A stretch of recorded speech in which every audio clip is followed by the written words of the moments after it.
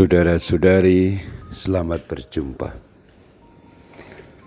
Saat ini saya ingin mengajak Anda semua untuk merenungkan adorasi sebagai saat kita berdoa, berilah kami rezeki pada hari ini.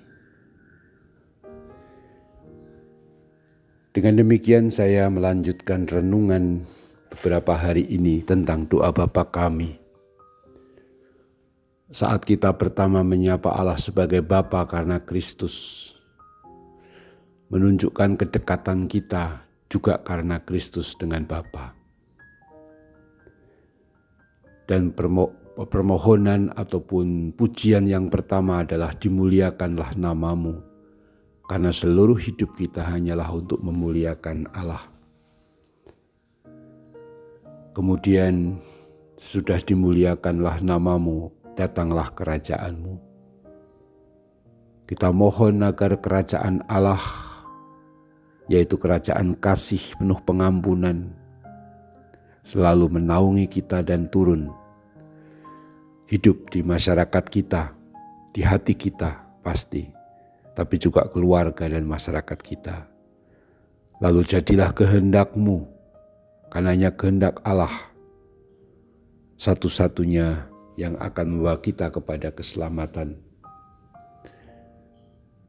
Kehendak Allah itu semoga terjadi di atas bumi seperti selalu terjadi di dalam surga.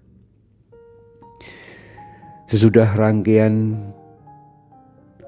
doa yang berfokus pada Allah untuk kita muliakan, kerajaannya datang dan agar kehendaknya terjadi, barulah kita memohon bagi diri kita sendiri. Dimulai dengan berilah kami rezeki pada hari ini. Kata rezeki tentu saja terjemahan yang sangat kontekstual di Indonesia, dalam bahasa Indonesia.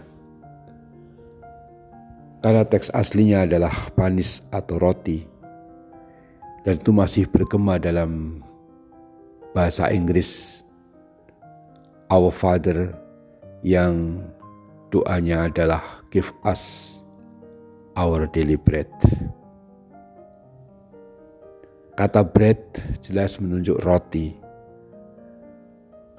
Tapi karena di Indonesia umumnya roti bukan menjadi makanan utama, tetapi makna roti di situ sebenarnya menunjuk memang rezeki yang kita mohon.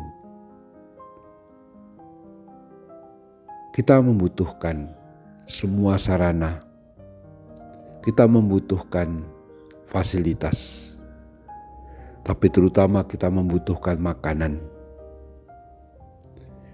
Kalau kita makan, kita sehat, lalu kita bisa berupaya bekerja, melayani banyak orang, tentu dalam rangka memuliakan Allah. Maka memohon rezeki itu penting. Yang menarik di dalam doa Bapa kami yang dalam versi Tuhan Yesus dengan istilah roti yang diterjemahkan dalam kitab suci kita dengan makanan, menunjukkan sebenarnya adalah apa yang memang sangat kita perlukan.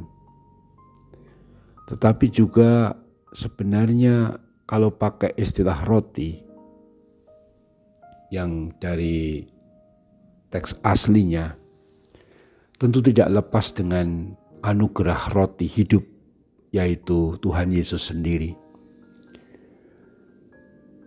Karena di dalam Injil Yohanes bab 6 misalnya Tuhan Yesus berkata, "Akulah roti hidup, roti yang turun dari surga." Yang kita mau tentu saja adalah roti, rezeki, makanan untuk jasmani kita. Dan Tuhan pasti memberi itu, nyatanya kita sampai sekarang masih hidup. Kita diberi pekerjaan, kita diberi orang-orang yang memberi pekerjaan, kita diberi rezeki melalui macam-macam cara. Setiap harinya kita memperoleh. Tapi kata roti dalam doa Bapa kami yang asli itu menunjuk juga permohonan. dan mengingatkan kita akan roti hidup, yaitu Tuhan Yesus sendiri, Sang Ekaristi.